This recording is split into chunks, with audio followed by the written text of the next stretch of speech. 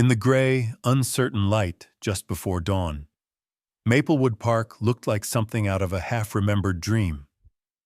Mist slithered along the ground, coiling around swing sets and benches, blurring the neat lines of sidewalks and making the world feel smaller, quieter, like anything could be hiding in the shadows.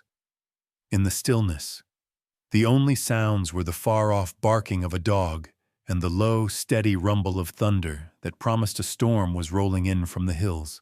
The clock on the old Methodist church across the street blinked 4:43 a.m. when the first frantic call sliced through the sleepy calm. At 412 Willow Lane, the Parker household was thrown into chaos. Ethan Parker, age 11, and his best friend Brady Thompson, 10, were supposed to be sound asleep in their tent in the backyard, celebrating the first weekend of Thanksgiving break.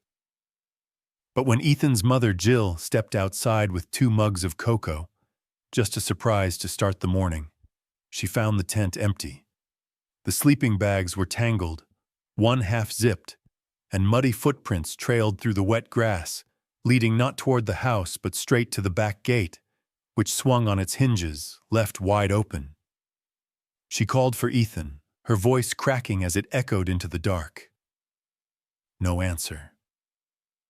Panic crawled into her chest, cold and tight, as she dialed 911 with shaking hands.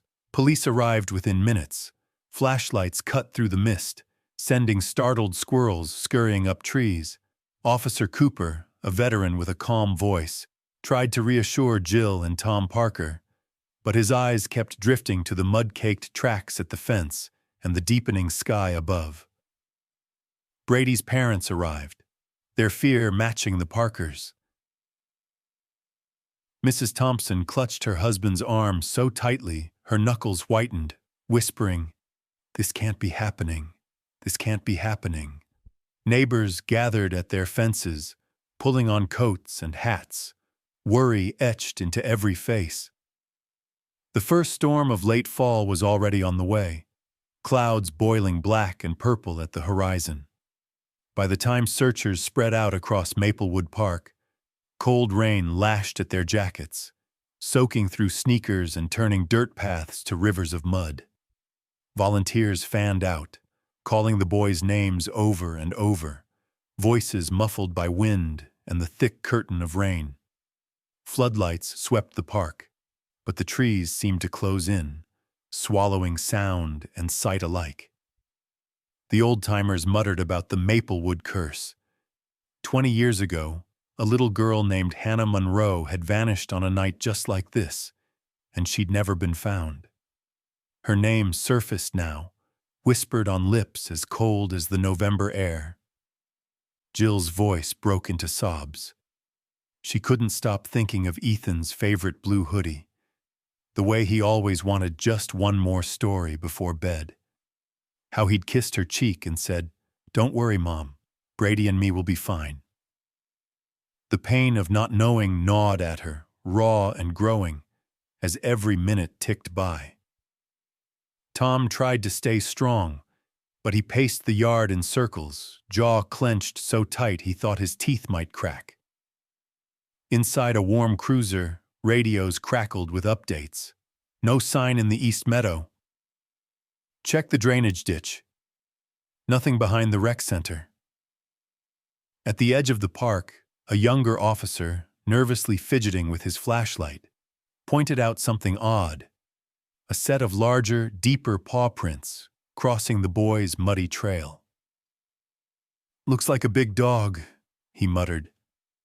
The chief scowled, but his eyes flicked with recognition. There had been reports of a stray German shepherd seen near the train tracks lately, but no one had caught it. At 5:30 a.m., the rain was coming down in sheets. Searchers pressed on, boots squelching, their breath white in the air. Brady's dad slipped on a slick patch of leaves and had to be helped up, his hands shaking.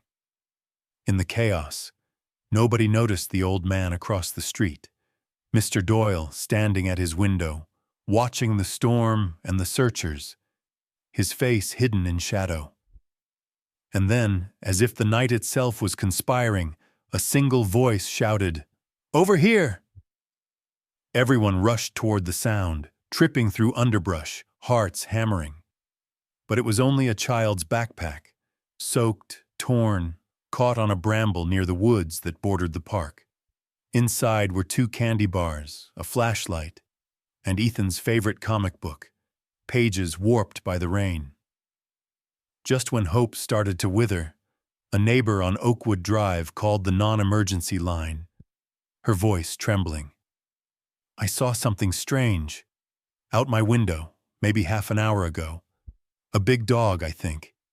It was dragging something, no, someone, into the woods." Police leaped into action, forming a line at the tree line, flashlights darting, shouts echoing. Somewhere deep in the woods, thunder cracked like a gunshot. The night pressed in, thick and breathless. As the storm raged, the searchers kept going. One officer, wiping water from her brow, muttered, "This is madness. Nobody could survive out here tonight." But nobody stopped. Every parent in town was awake now, checking on their kids, peering through windows, praying for good news. Fear spread like wildfire. If Ethan and Brady weren't safe in their own backyard, who was?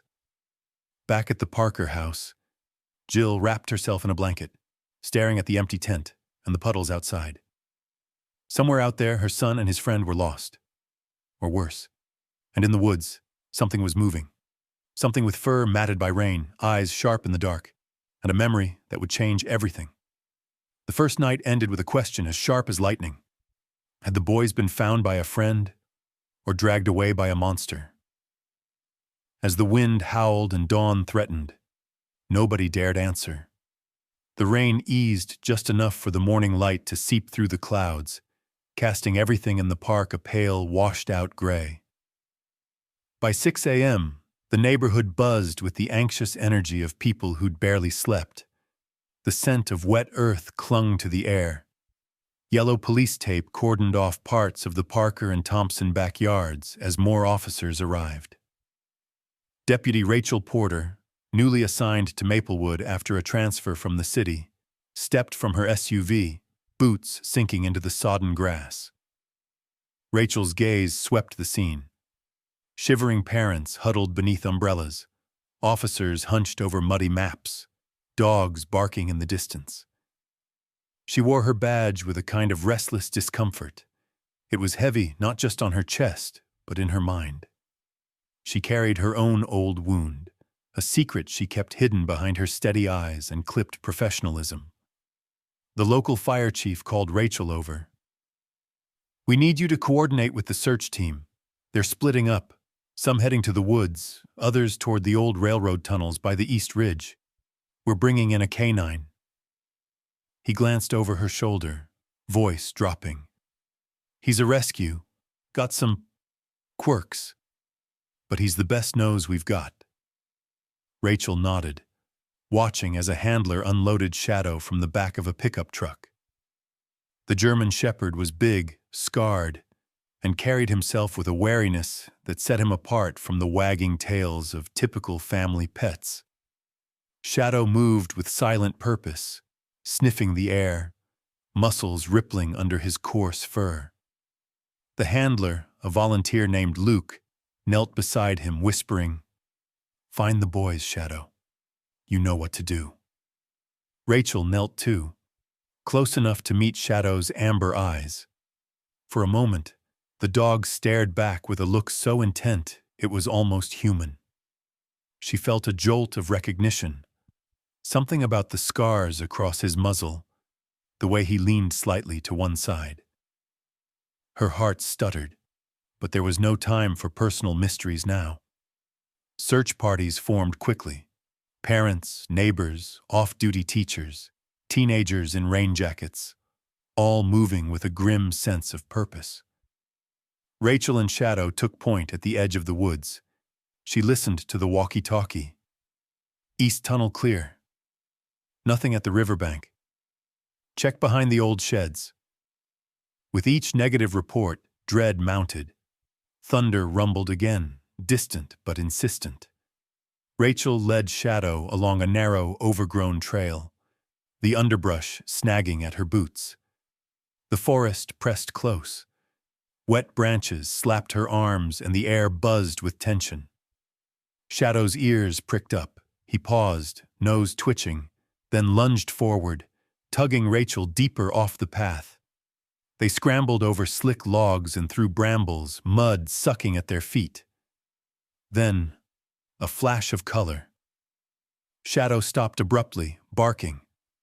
Rachel spotted a child's sneaker, half buried in the muck, its blue stripes nearly washed away. She knelt, hands shaking, and called it in.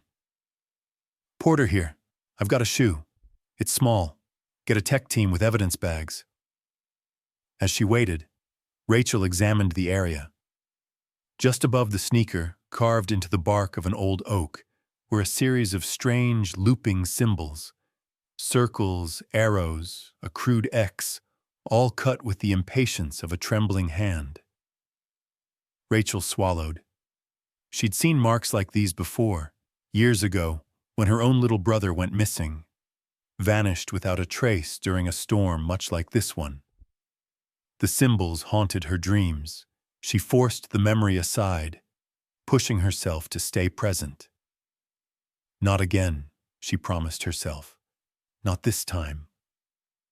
While the evidence team photographed and bagged the shoe, Rachel took a steadying breath and pressed on. Shadow led her toward the old railroad tunnels, a network of crumbling concrete passages, rumored to be haunted by local kids and avoided by most adults. Water dripped from the ceiling, pooling in cold puddles on the ground. Graffiti scrawled the walls, some of it years old, some new and sharp. The air was thick with mildew and something else, something older and darker. Inside, Rachel's flashlight beam danced over discarded beer cans, cigarette butts, an abandoned bicycle. Shadow sniffed each one, methodically ignoring distractions. Then he froze. Hackles raised, teeth bared in a low, warning growl. Rachel stepped back, gun hand tensing by instinct. But Shadow wasn't looking at her. He was fixed on a patch of dirt near the far wall. He began to dig furiously, claws scraping concrete and gravel, flinging dirt and debris. Rachel dropped to her knees beside him, heart pounding. "What is it, boy? What do you smell?" Behind her, the handler called for backup. In the pale beam of the flashlight, Rachel spotted something glinting beneath the dirt. A cheap plastic bracelet, the kind given out at birthday parties. Ethan had worn one just like it last night. She swallowed, fighting a wave of emotion. "Rachel, you okay?" Luke's voice cut through. She nodded, wiping rain from her eyes. "Yeah, there's more here. There's a pattern." She pointed to the carved symbols, freshly scratched into the concrete nearby. These weren't here before. As the others crowded around, Rachel felt the weight of expectation pressing down on her.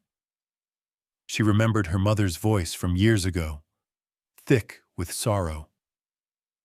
"You did everything you could, honey." But had she?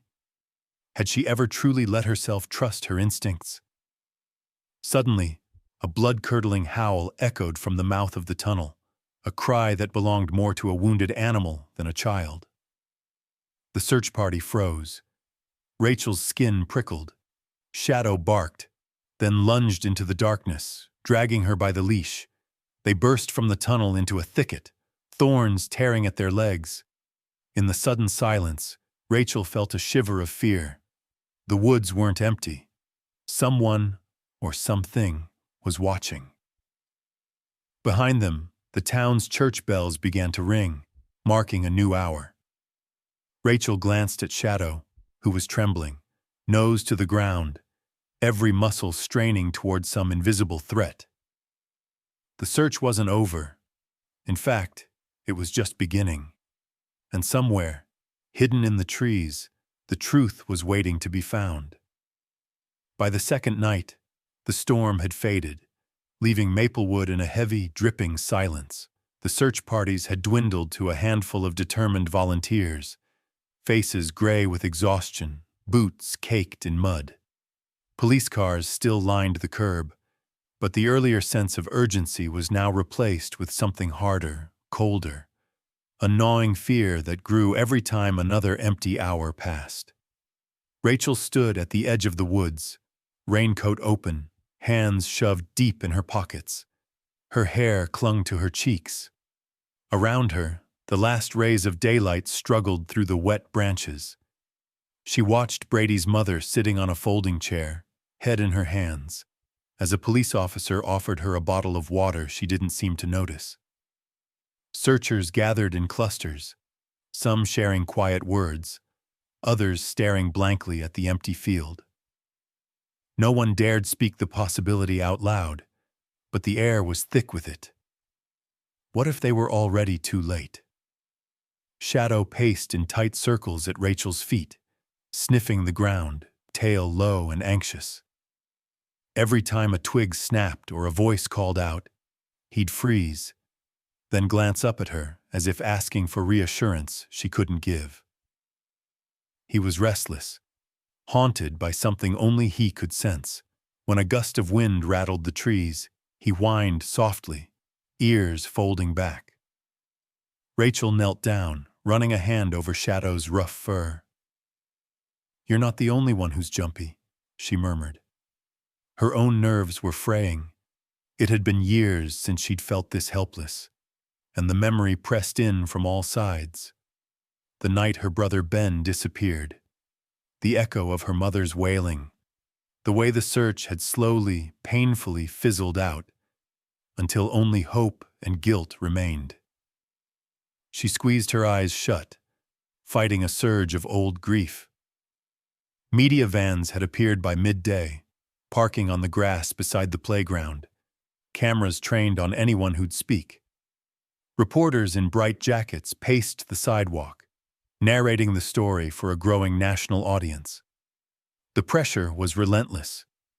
Every hour brought new questions from the press, the mayor, the families. Why weren't the boys found yet? Were the police following every lead? Had they missed something crucial? Rachel fielded interviews with clipped, careful words, promising they'd do everything possible.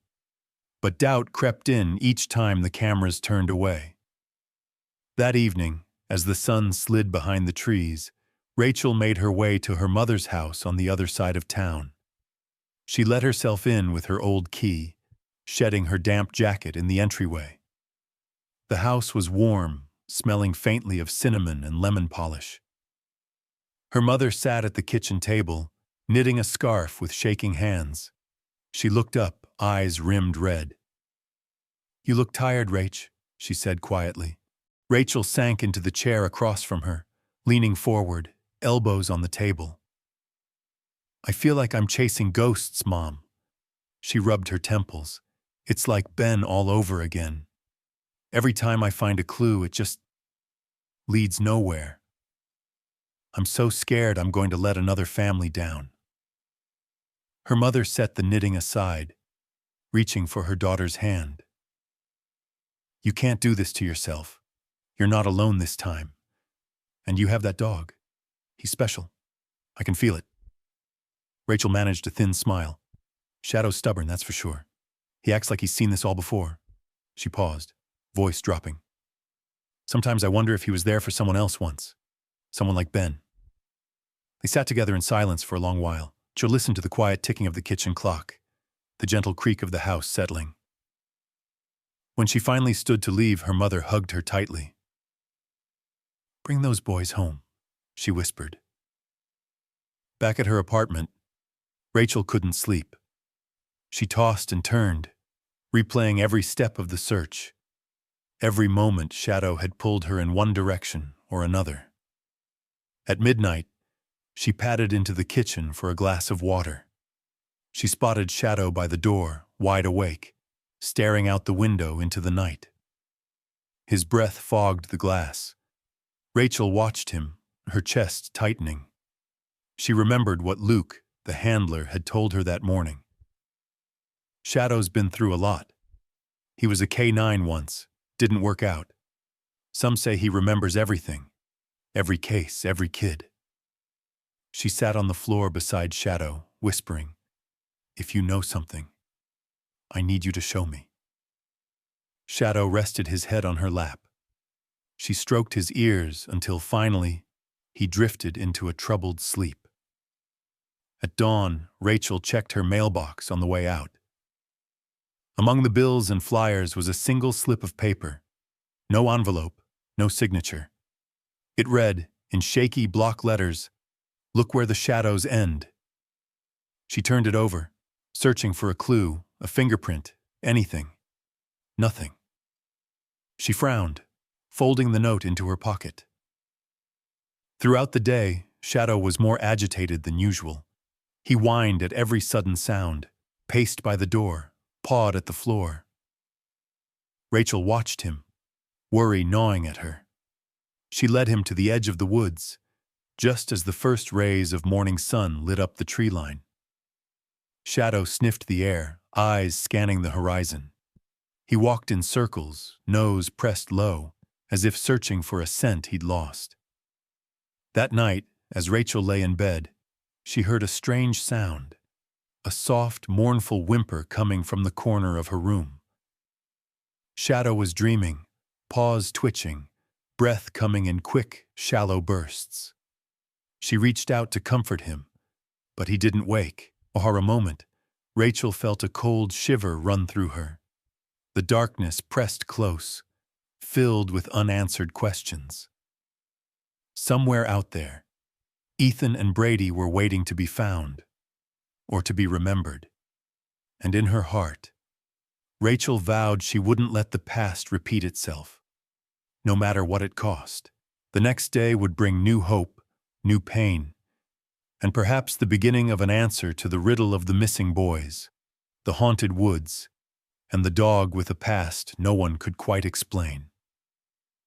The next morning, sunlight streamed through the thin blinds of Rachel's apartment, catching the dust motes as they drifted through the still air. Rachel sat at her kitchen table, staring into a cup of coffee gone cold. Shadow lay by her feet, head resting on his paws, eyes tracking her every movement. The sleepless night weighed heavy on both of them. The cryptic note, "Look where the shadows end," still burning in her pocket like a dare. By 9 o'clock, Rachel was at the police station, a stack of maps and photographs spread across her desk. The search had entered a new phase. With hope waning and public pressure mounting, it was time to try something different. The old ways hadn't worked. Maybe it was time to trust what the evidence and her own instincts were trying to say. As she worked, Chief Marquez poked his head into her office. "You've got a visitor," he said, and stepped aside to reveal Dr. Alan Harris, the town's soft-spoken therapist and grief counselor. He looked out of place in the police station, all tweed jacket and gentle demeanor. But Rachel respected him. Years ago, when Ben vanished, Dr. Harris had been the only adult willing to sit with her in the dark and say, "It's okay to be afraid." Dr. Harris took a seat across from her. "Rachel, I wanted to check in, not as an officer, but as a friend. I hear you're spending a lot of time with that dog." He glanced at Shadow, who met his gaze with solemn intensity. Sometimes, when the usual paths run out, it helps to trust a different sense. Instincts aren't just hunches. They're the sum of every experience you've ever had, even the ones you can't name. Rachel nodded, fighting the urge to let her defenses down. What if my instincts are wrong? What if I'm chasing ghosts instead of clues? Dr. Harris smiled gently. Even ghosts leave footprints. And sometimes, the difference between a ghost and a guide is just a question of whether you're ready to listen. Rachel let his words settle, then picked up the note again. "Look where the shadows end." She traced the block letters with her finger, turning the phrase over in her mind. I keep thinking about that night with Ben. I was so sure I saw a stray dog watching us from the tree line. He was big, with a scar on his muzzle. I tried to follow him, but I got scared and ran home. She glanced at Shadow, whose ears perked up at the sound of his name. Could it have been? Dr. Harris leaned forward. Sometimes the past circles back to meet us in unexpected ways. After the session, Rachel took Shadow to the edge of the woods at the park, the air brisk and sharp with the scent of fallen leaves. She knelt beside him, running her hands over the thick fur at his neck. "Let's see where you want to go," she murmured. Shadow sniffed the ground, his body tense with alertness, and began to walk, slow and deliberate, deeper into the tangled brush. They moved in silence, branches snapping underfoot, the world narrowing to a path only Shadow seemed to know. The deeper they went, the more the noise of the town faded, replaced by birdsong and the distant trickle of a creek. Rachel's mind wandered to the memory of Ben, how he used to chase her through the woods, laughing, daring her to climb the tallest trees, promising to never let go of her hand. Shadow stopped abruptly at a clearing where the morning sun struggled through the canopy. He pawed at the ground, whining. Rachel knelt, brushing aside leaves and dirt. There, half buried, was a child's scarf, bright red, with a single white stripe, muddy but unmistakable. Rachel's breath caught. She snapped a photo, bagged the scarf, and radioed it in. The evidence team would comb the area, but Rachel's instincts screamed this was important. As they waited, Rachel led Shadow to a fallen log at the edge of the clearing. She sat, feeling the rough bark against her palms, and stared at the scarf in her hands. Shadow pressed against her knee, offering quiet companionship. She spoke softly, words meant for both him and the memory of her brother. "I won't let another family go through what we did. I swear it." Back at the station, the scarf sparked a new wave of hope. Officers pored over maps, plotting the trajectory from the backyard, through the woods, to the clearing. The abandoned cabin, long rumored to be a hangout for teens and drifters, was less than a quarter-mile away. Rachel checked out a set of keys and called for a team to meet her at the site. As they approached the cabin, the world seemed to hold its breath. The building was a weather-beaten relic, boards peeling, windows clouded with grime. The air was thick with the smell of damp wood and old secrets. Rachel's flashlight caught the edge of a boot print in the mud outside the door. Fresh, small, probably a child's. Inside, the cabin was sparse but not empty. A blanket lay in the corner, next to a pile of empty food cans and a half-finished drawing on a sheet of newspaper. A child's scrawl of a man with a blank face, looming over two stick figures. Rachel's heart hammered. She called it in, careful not to disturb the evidence. Shadow paced the floor, nose pressed to the ground, tail rigid. He stopped in front of the fireplace, pawing at a loose brick. Rachel knelt and pried it free, revealing a cache of crumpled papers, sketches, old-school IDs, a photograph of 3 children in Halloween costumes, one of whom looked uncannily like Ben, her lost brother. Her hands trembled. The past and present collided in the cramped, dusty air. Shadow pressed close, eyes unwavering, as if urging her onward. Rachel promised herself again, "I won't let fear win this time, not for them, not for me." As the sun faded, painting the sky in bruised purples and blues, Rachel and Shadow stood at the threshold of the cabin. Behind them, the woods whispered secrets. Ahead, the path twisted out of sight. But for the first time, Rachel felt something shift inside her, a fragile hope, anchored by the bond with a dog who'd never given up, no matter how dark the trail. and somewhere not far away, two boys waited for the light to find them. Rain threatened once again as the search team gathered near the abandoned cabin, a sense of urgency thrumming in the air. Rachel stood at the front, wind biting through her jacket, shadow at her side. The discovery of the red scarf and the chilling sketches had turned despair into hope, but also ratcheted up the anxiety. There was no time to lose. The tracks were still fresh, and the cabin had clearly been used recently. Rachel's boots splashed in puddles as she moved quickly to the door, adrenaline buzzing in her veins. Officer Harper, a rookie with sharp eyes and a nervous energy, pointed to muddy footprints around the porch. Two sets small, and a third heavier could be an adult. Whoever was here, they weren't alone. Rachel nodded grimly, signaling for everyone to fan out and search the perimeter. Inside the cabin, the air was thick with the scent of damp wood and old food. Rachel's flashlight cut through the gloom, revealing a makeshift bed, blankets still warm, dented from the shape of small bodies. She moved quickly, glancing at the scattered cans of beans and soup, a battered water jug, a cracked plastic cup half filled with rainwater. It was clear whoever stayed here was desperate, improvising for survival. She stopped short at the table. A pile of hand-drawn maps lay there, each one marked with red and blue ink. Trails through the woods, paths to the river, secret shortcuts, circles around certain landmarks. Some were scrawled on scraps of junk mail or the backs of receipts. Rachel leafed through them, heart pounding as she realized one of the trails ended at a point labeled simply, safe. But it was the drawings that sent a chill through her. Page after page showed a faceless man, sometimes with long arms, sometimes surrounded by what looked like a swirling cloud or shadow. In every drawing, two smaller figures cowered or ran.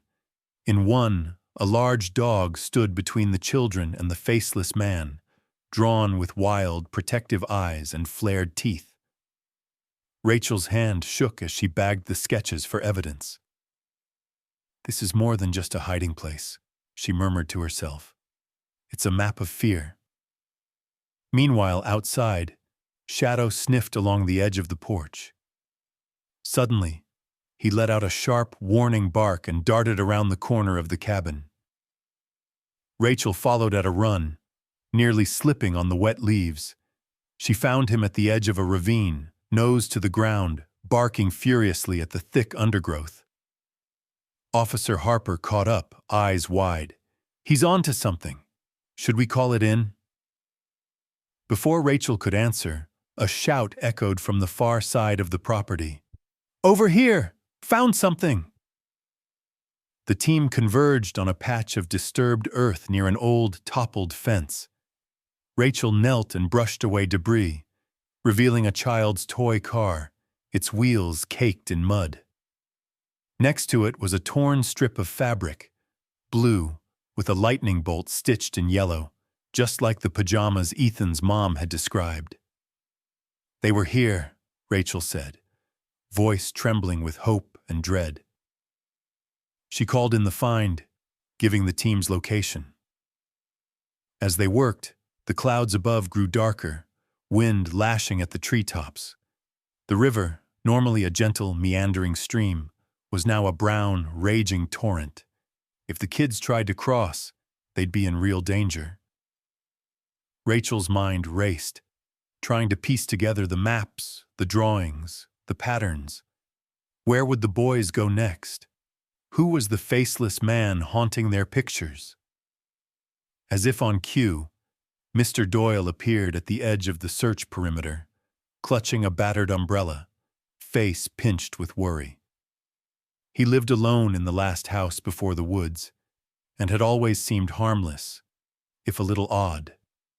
Today he was pale, sweat beading on his forehead despite the chill. I just came to see if I could help," he stammered.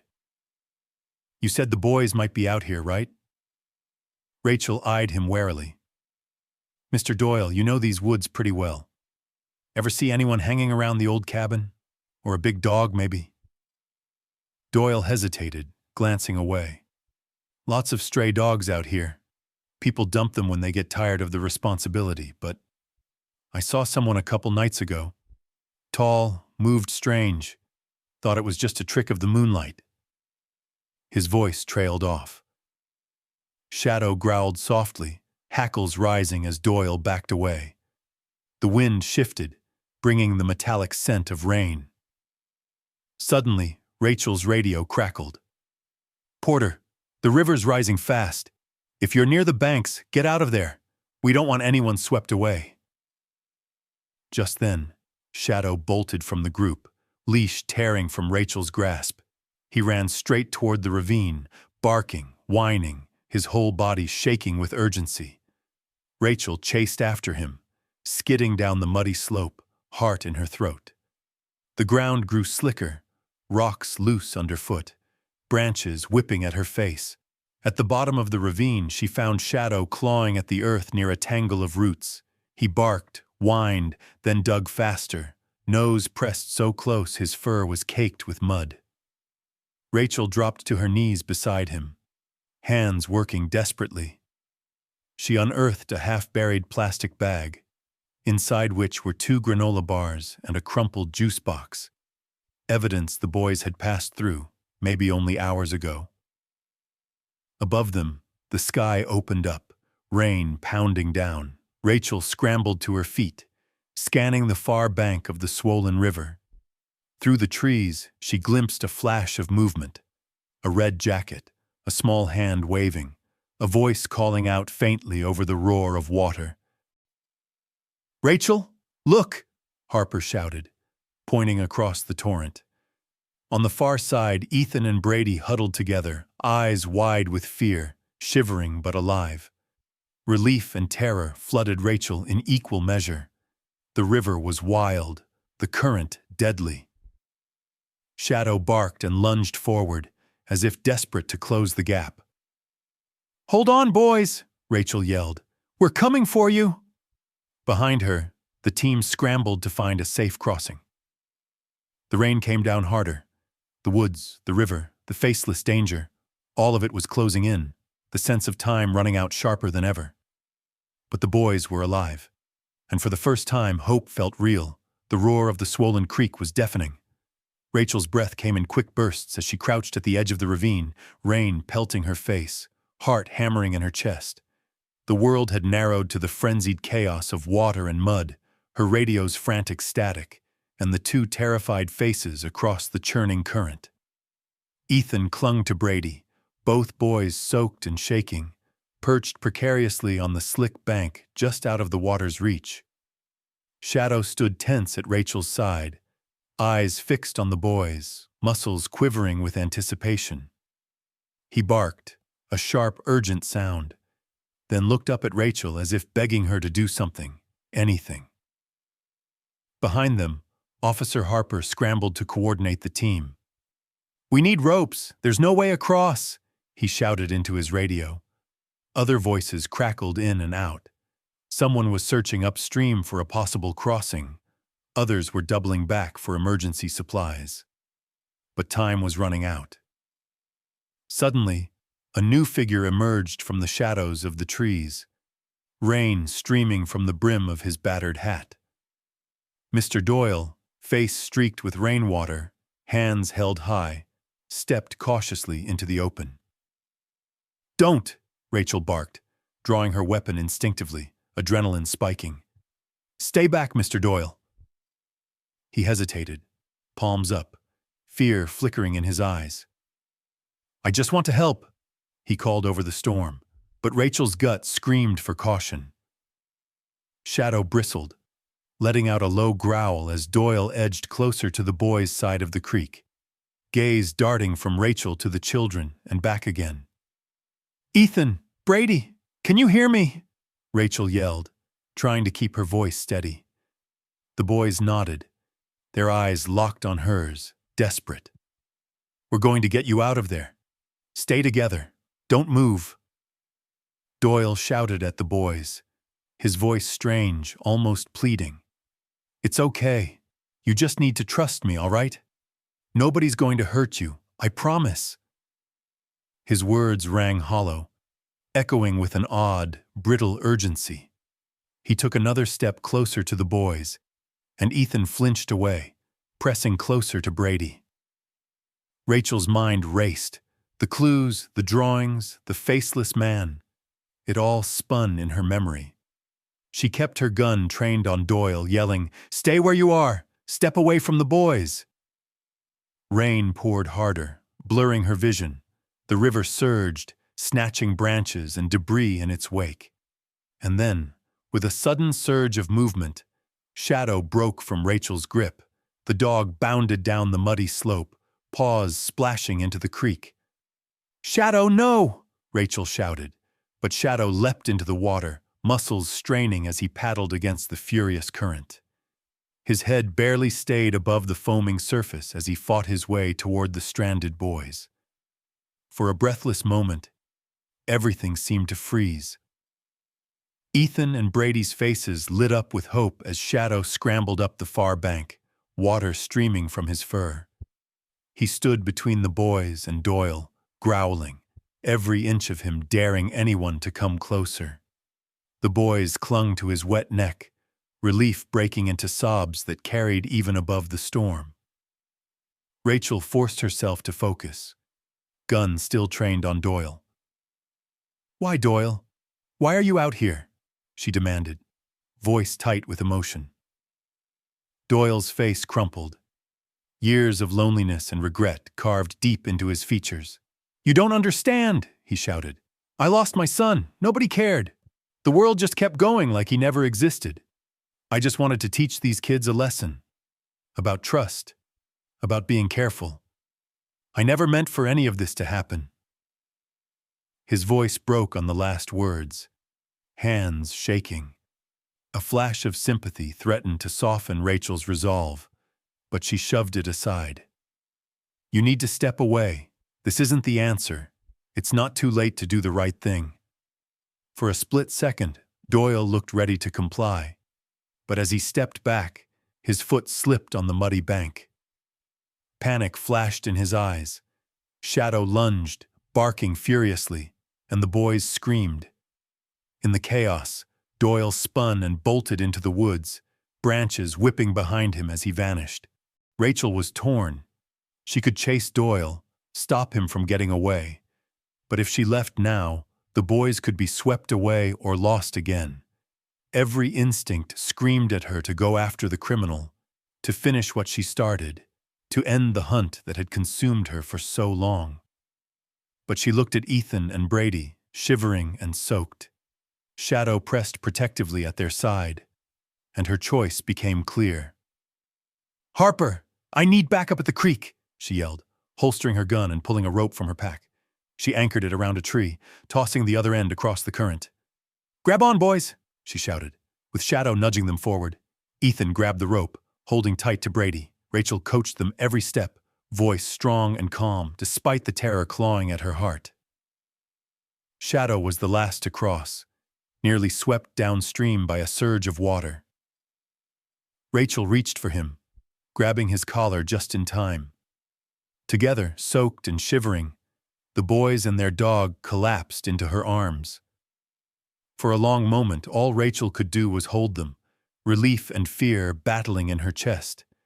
But when she looked up, Shadow was gone. Panic spiked again. Rachel spun, scanning the riverbanks, but the dog was nowhere in sight. "Shadow!" she screamed, voice raw.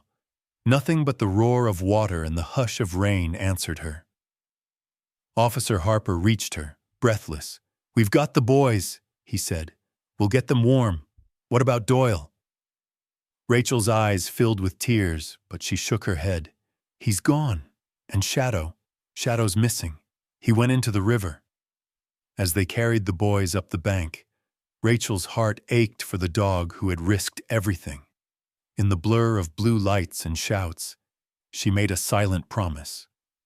She wouldn't give up on Shadow, not after everything he'd done. Somewhere downstream, the water raged on, carrying secrets and a silent hope that the bravest heart in Maplewood was still fighting to come home. The rain finally broke that night, leaving Maplewood wrapped in a damp hush, the kind that settles after a storm when everyone's too exhausted to do anything but breathe. Police lights cast flickering blue and red glows across the park, now a trampled mess of mud, broken branches, and scattered equipment. Paramedics worked quickly over Ethan and Brady, checking their vitals, wrapping them in thick blankets, and coaxing sips of warm water. The boys clung together, silent, shock etched into their faces. Every so often, Ethan would flinch at a sudden noise or reach out blindly for Brady's hand, as if needing to be sure he was still there. Rachel hovered nearby, arms crossed, soaked to the skin and shivering despite the borrowed jacket someone had thrown over her shoulders. She watched the boys, guilt gnawing at her from the inside. They were safe, yes, alive, battered but alive. Yet all she could think about was Shadow, the faithful German shepherd who had risked everything, leaping into the storm-swollen river to save the children, now missing somewhere in the dark. Officer Harper came over, gently squeezing Rachel's shoulder. "You did good," he said, his voice low. "You got them home." Rachel managed a nod, but her mind kept replaying the moment she'd lost her grip on Shadow's collar, the flash of wet fur vanishing into the current, her voice breaking as she called for him. She felt she'd failed to catch Doyle, failed to protect Shadow, failed to keep a promise she'd made to herself, and to a town that expected miracles. As dawn crept in, gray and reluctant, the news spread. Families gathered in the street, some weeping openly, others hugging their own children a little tighter. The mayor arrived, offering words of comfort that sounded hollow even to him. Reporters clustered at the edges of the scene, snapping photos, their questions sharp and insistent. How did the boys survive? Who is the real hero here? What about the dog? That question, "What about the dog?" echoed through the town, growing louder as the morning wore on. Rachel overheard snippets of conversation from neighbors. "That German shepherd, he was incredible.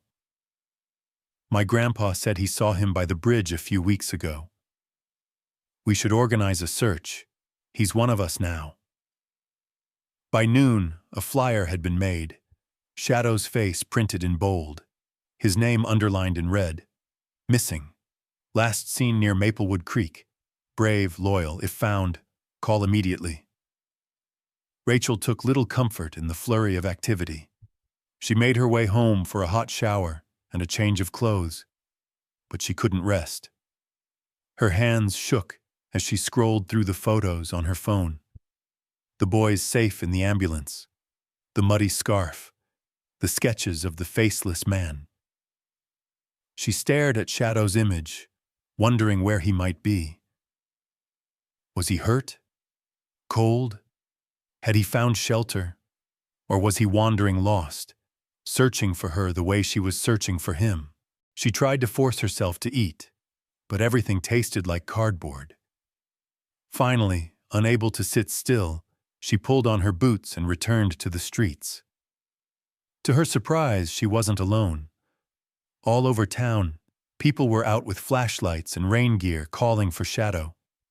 Children taped flyers to lampposts and store windows. Old Mrs. Gill from the bakery made a sign for her door. Free donuts for Shadow's heroes.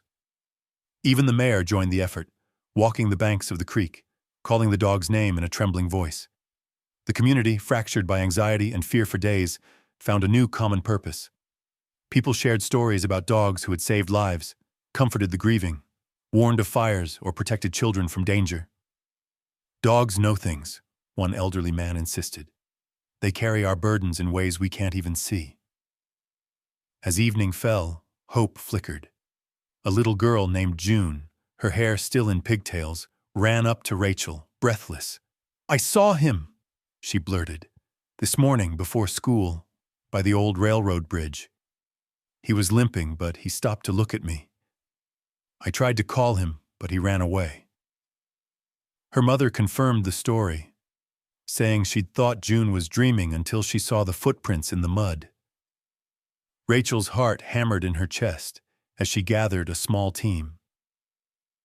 "Let's go," she said, urgency burning away the fatigue. The search party set out with flashlights, guided by June's description and the growing belief that Shadow was too strong to give up. They crossed the broken playground, boots squelching in the mud, flashlights swinging through the shadows. The bridge loomed ahead, rusted steel and weathered boards, a place kids dared each other to cross on Halloween. Rachel's voice rang out, "Shadow! Here, boy! It's me!" For a long moment, there was nothing but the echo of her own words. Then a faint whimper, so soft she thought she imagined it.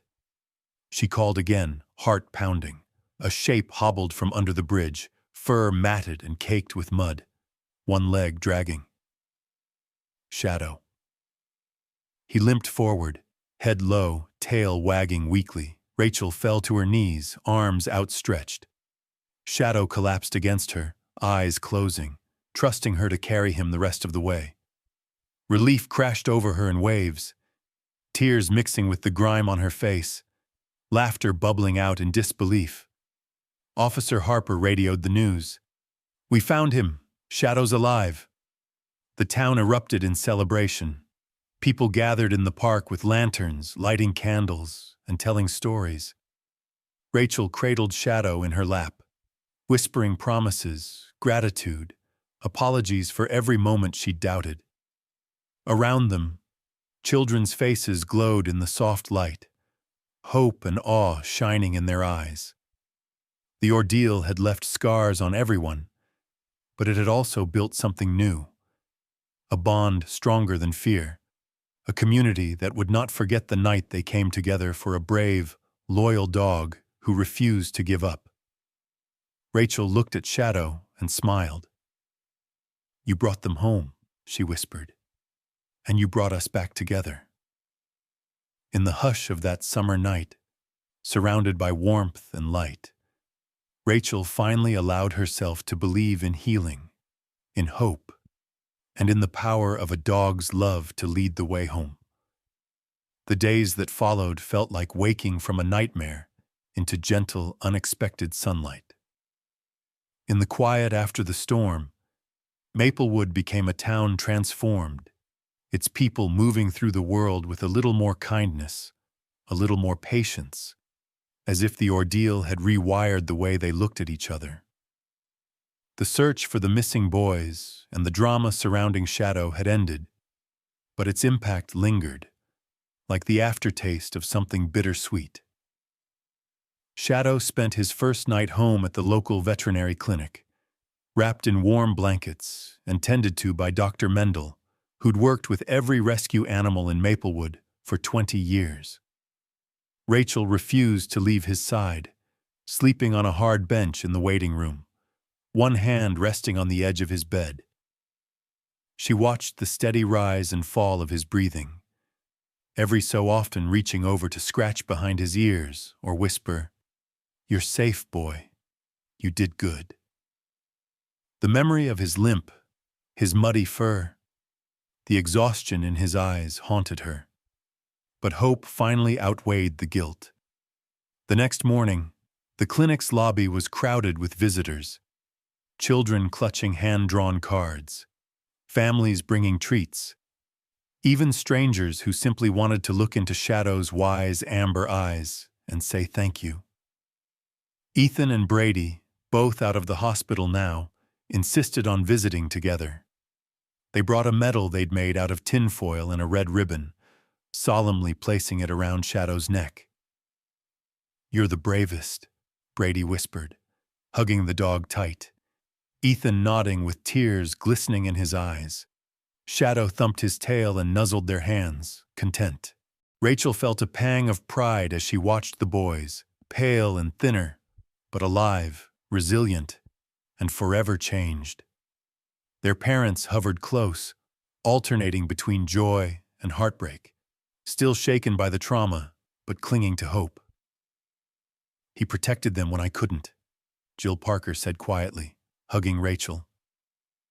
"You don't know what that means." Rachel shook her head, tears stinging her eyes. "I think I do." As the boys recovered, details of their ordeal began to surface. They spoke in halting voices of the faceless man, Mr. Doyle, how he'd tried to scare them, test their trust, teach them about danger in the world. The boys described nights huddled together in the cabin, watching for the shadows outside, counting the minutes until dawn. But what lingered most was their talk of Shadow, how he'd appeared from the mist, stood between them and fear, led them to food and warmth, kept them safe when they couldn't protect themselves. Meanwhile, Mr. Doyle's flight didn't last. The police caught up with him 2 towns away, trying to board a bus out of state. He was arrested without incident. His story told in quiet voices behind closed doors. He spoke to Rachel only once, hands shaking, eyes hollow. "I just wanted someone to care," he said. "I didn't know how else to make the pain stop." Rachel listened, a strange mix of anger and sorrow swirling in her chest. "You were lost," she replied softly. "But you didn't have to make others feel lost, too." He was charged and would face justice, but even the harshest in town admitted he was a broken man long before the storm. The community, still raw from fear but desperate to heal, gathered in the park for a candlelight vigil. Children held battery-operated candles, adults clutched mugs of hot cider, and voices rose in gentle song. The mayor made a short speech about bravery and compassion, but it was Ethan, small and pale, who stood on a milk crate and captured everyone's hearts. "We're only safe when we stick together," he said, glancing at Brady, then Shadow, then Rachel. "And when we don't give up, even if we're scared." Shadow sat at Rachel's feet, his injured leg wrapped, his tail thumping slowly. People took turns kneeling to pet him, whispering thanks or pressing gentle kisses to his head. Someone slipped a blue bandana around his neck, embroidered with the words, "Hero of Maplewood." Rachel crouched beside him, feeling the warmth of the community around her, a tide of support stronger than any storm. For Rachel, the reunion and healing reached beyond Shadow and the boys. She took flowers to her brother's memorial in the old cemetery, kneeling in the grass, the late sun gilding the edges of her tears. "We found them," she whispered. "We brought them home. I think you would have liked Shadow. He's stubborn, a little broken, but he never gives up."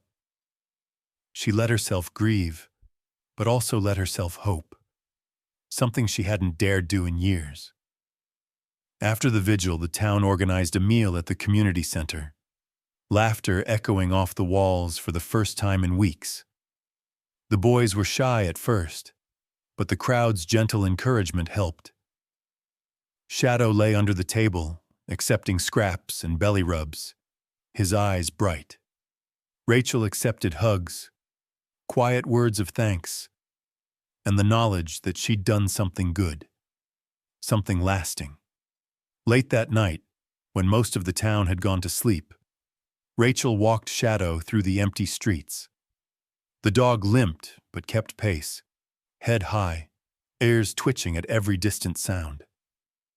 She paused on the bridge where she'd found him, looking out over the creek, water smooth and calm at last. "We did it, Shadow," she said, rubbing his head. "You brought us all home." Shadow looked up, eyes full of trust and old, quiet wisdom. For the first time in years, Rachel felt whole. Maplewood would never forget the storm, the fear, or the losses. But it would also never forget the way a dog brought them together, taught them to trust again, and reminded them that courage can wear 1,000 faces, sometimes even one with muddy fur, a crooked tail, and a heart big enough for the whole town. The world didn't return to normal overnight. If anything, a new kind of normal slowly took hold in Maplewood. The storm, the search, the pain, and the reunion had left scars on everyone. But with those scars came something else. A raw, honest understanding that healing was neither quick nor simple, and that survival meant more than just coming home. It meant facing the darkness together and finding meaning in the places it had left its mark. Rachel walked slowly down Maplewood's main street, the autumn air crisp, the trees just starting to shed their last golden leaves. Each step felt lighter than it had in years. For so long, she'd been defined by what she'd lost: her brother, her sense of certainty, her faith in her own judgment. Now she found herself defined by what she'd found. Not just two boys and a battered dog, but the strength to face herself and her fears head-on. She'd started attending therapy with Dr. Harris again, sometimes bringing Shadow along. Their sessions were different now, not just focused on grief, but on resilience, on what it meant to move forward while carrying the past with you. Healing isn't about pretending it didn't happen, Dr. Harris told her one afternoon, as rain pattered gently against his office window. It's about letting the scars remind you of your strength, and knowing that you have the right to find joy again. Rachel had struggled to believe that at first. Some nights, she still woke up gasping, heart racing, the images of the woods and the storm pressing in. But then she'd feel the weight of Shadow's head on her knee, or she'd see the boys laughing in the park, and something inside her would loosen. "We keep going," she said to Dr. Harris one day, Shadow curled up at her feet. "Not because we're unhurt, but because we remember, and because we're needed." Shadow himself had become a symbol for the whole town, a living, breathing example of how the unwanted and overlooked can become the heart of a community. Children who once avoided the shelter now stopped by to walk the dogs and read to them in the afternoons. The town council started a Second Chance initiative, pairing abandoned animals with at-risk kids. Stories poured in. A rescued pit bull alerting a family to a fire, a shy teenager coming out of her shell after adopting a stray cat, a teacher who'd never had pets now bringing her terrier to school every Friday, letting her students take turns feeding and brushing him. Shadow was always at the center of it all, his limp a badge of honor, his calm presence a comfort to everyone he met. Rachel often found herself sitting at the park bench, Shadow at her feet, just watching the town go about its day. Parents nodded in gratitude. Teens offered high fives. Even the mayor stooped to ruffle Shadow's fur and whisper, "Still our hero, aren't you, boy?" Ethan and Brady, once inseparable, had grown closer in ways only survivors could. They joined a peer support group started by Rachel and Dr. Harris, sharing their story with other kids who'd faced trauma, whether from bullying, loss, or just the hard parts of growing up. The boys were honest about what they'd felt out there: the terror, the loneliness, and the small, bright hope that Shadow brought them. "We thought we were all alone," Brady told a circle of wide-eyed fourth graders one afternoon. "But we weren't. Even when it's really dark, somebody's out there looking for you. Or some dog," he added, a shy smile breaking through. Rachel found herself invited to speak at schools and town meetings, sometimes reluctantly, sometimes with pride. Her message shifted as she grew, less about the dangers that lurked in the shadows, and more about the courage it took to step into the light. "The shadows in our lives aren't just the things that scare us," she told one class. "They're the places we can find strength and purpose. Sometimes the bravest thing you can do is to reach out, to trust again, to give someone, or some dog, a second chance." For Rachel, the hardest lesson was learning to forgive herself. For years, she'd carried the guilt of losing Ben, letting it shape every choice, every relationship, every sleepless night. Now she returned to his memorial each week, flowers in hand, stories on her lips. She'd talk about the boys, about Shadow, about the way the town had come together. She let herself cry, but she also let herself laugh, remembering Ben's jokes and wild ideas. "I think you'd be proud of me," she whispered one afternoon, Shadow nuzzling her side as the sun set behind the hills. "I didn't run from the pain. I let it change me, and I found something worth fighting for." The story of the storm became something of a legend in Maplewood. At the fall festival, children reenacted the search, donning paper bag masks and playing the parts of heroes and villains. The adults watched, some with tears, others with smiles. It was messy, imperfect, but honest, just like the real thing. And when the story ended, everyone cheered loudest for the child who wore the makeshift dog costume, a blue bandana tied around his neck. In therapy and in the quiet moments at home, Rachel realized the truth of what Dr. Harris had said. The scars never really go away, but they stop hurting so much when you use them to help someone else heal. Shadow's story, the boys' survival, the community's coming together. It was all proof that even the deepest wounds could lead to new beginnings. And so, Maplewood grew a little softer, a little braver, each resident learning that sometimes the real miracle isn't being rescued. It's realizing you were never alone in the first place. That, and the knowledge that compassion, trust, and second chances can turn any shadow into a source of light. Autumn faded to winter, and Maplewood settled into a season of quiet gratitude. The events of the storm were no longer front-page news, but their echoes lived on in every small act of kindness and every cautious smile exchanged between neighbors. The boys, Ethan and Brady, returned to school to a hero's welcome, awkward at first, but soon replaced by the steady rhythm of everyday life. The town's wounds hadn't vanished, but they were healing, mending in ways that could only happen after facing darkness and choosing again and again to reach for the light. Shadow, his limp slowly improving, became a constant, beloved presence wherever he went. If you walked by the elementary school in the mornings, you'd see him surrounded by children, his head held high, tail swishing as he accepted pats and whispered secrets.